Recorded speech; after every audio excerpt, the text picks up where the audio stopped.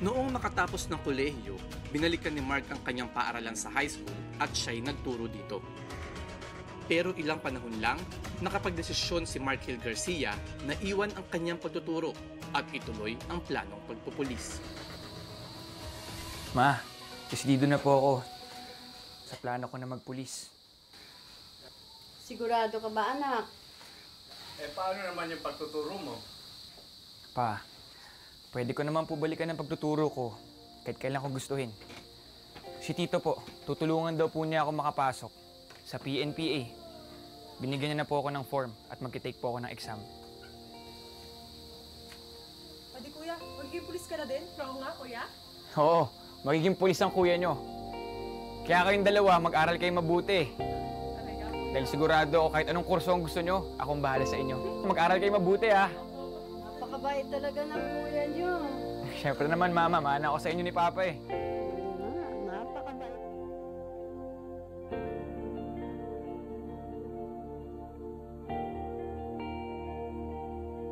Umuwi po siya sa amin, nasa Cavite na po kami noon. Umuwi po siya sa amin. Sabi niya sa akin, sabi ko, oh, bakit umuwi ka? Akala ko sa ano pa kayo uwi?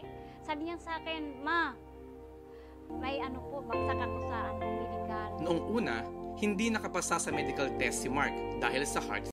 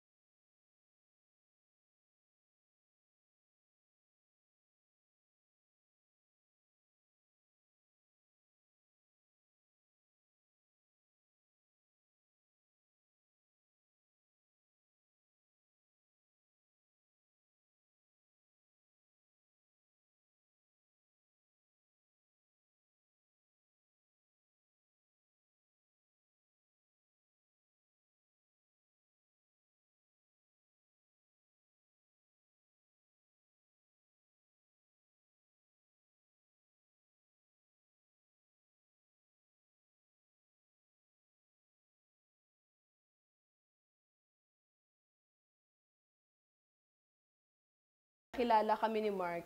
Pinakilala siya sa akin ng kanyang kaibigan na classmate din niyang kadete. Nung una, siya yung classmate ang aking dinadalaw hanggang sa tumagal, siya na yung dinadalaw ko. Sas, kamusta ka na? Uy, may dala ako sa yung buko pa yun. Favorite mo ito. Mark, di ba favorite mo to? Oo nga pala, Judy, si Mark nga pala. Favorite ko to, sobrang paborito ko to eh. Hi Judy. Hi. Hi. Mark. Ay, Mark Garcia. Judy. Yung kamay ko. Oh, sige, kainin nyo na. Dala ko talaga yan para sa'yo, Sas. Sige na. Sas. Alam ko, favorite mo to, Mark. Ikaw na, sige na, buksan mo na. Hoy, Sas, kamusta ka na? Ito, busy ka.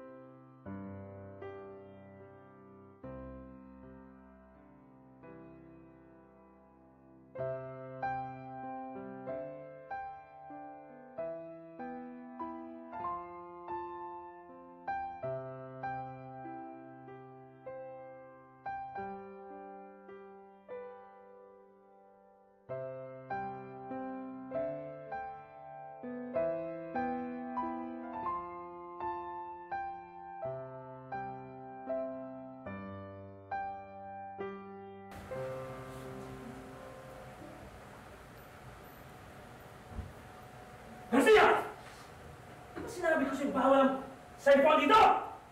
Give me the phone! Sir, sorry po, sir. Sinasabi ko sa'yo, ha? Ha?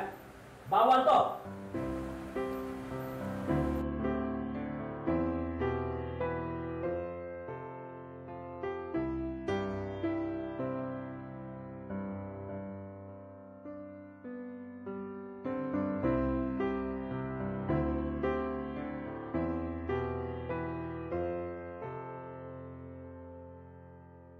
Dahil nga sa kadete nga siya, ako po yung madalas na dumalaw sa kanya every Saturday, Sunday.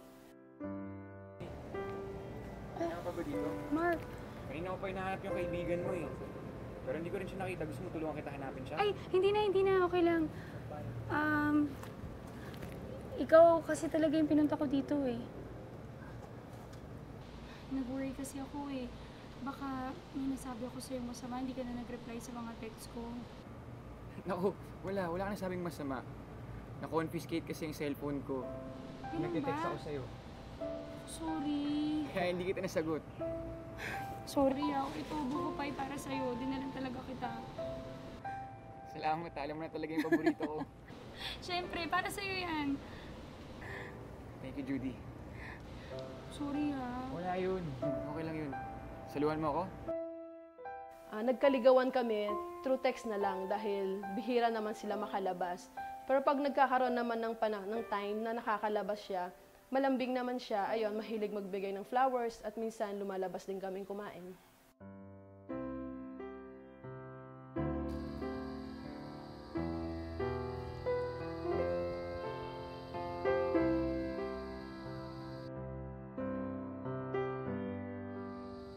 Para sa'yo.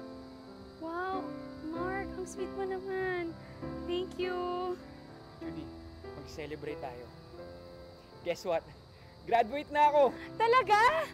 Congratulations! Pulis ka na, Mark! Masayang-masaya ako para sa'yo. Judy, sana hindi ka tumanggi sa magiging plano ko. Plano? Bakit iiwan mo na ako? Oo, aalis na ako. Dahil gusto ko magkaroon ng sarili kong buhay. Judy, sana pumayag ka na sumama sa akin. At bumuo tayo ng sarili nating pamilya. Judy, bakit mga pagsalita ayaw mo ba? Nabigla lang ako. Siyempre gusto ko. Gusto ko, Mark. Talaga? Oo.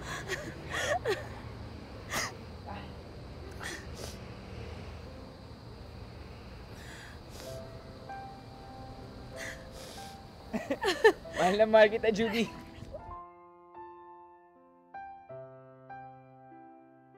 Nung time, syempre mag-boyfriend pa lang kami, iisipin mo, ito na nga ba yun o hindi. Hanggang sa dumating yung time, sabi nga ng parents ko, kung papasukin mo yan, syempre magiging asawa mo, pulis, alam mo naman ang buhay pulis. Hindi naman sa ayaw nila kay Mark. Pero syempre bilang pulis, una-una, risky nga ang buhay nila. Pangalawa, lingid naman sa kalaman natin na karamihan sa pulis, mga babaero nga. Pero wala rin naman nagawa ang parents ko dahil pinanindigan din naman namin.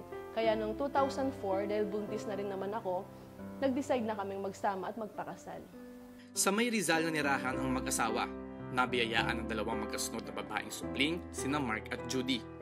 Lalo pang naging matibay ang kanilang pagsasama, lalo na nang biyayaan sila ng anak na lalaki. O, sinayman sila ang mami nyo. Hi, mga anak! Mga anak, may baby brother na kayo! May baby brother na kami! Oh, dahan-dahan lang, upo ka muna, ha? Madali handa ko lang po ang kwarto. Sige, salamat, ha? Ang kapatid niyo. O, dahan-dahan, anak. Baka mapano yung kapatid nyo. Okay po. Hayaan mo na sila kasi excited lang sila. Dahil katulad ni Daddy, masaya ako dahil ngayon lang tayo nagkaroon ng lalaki.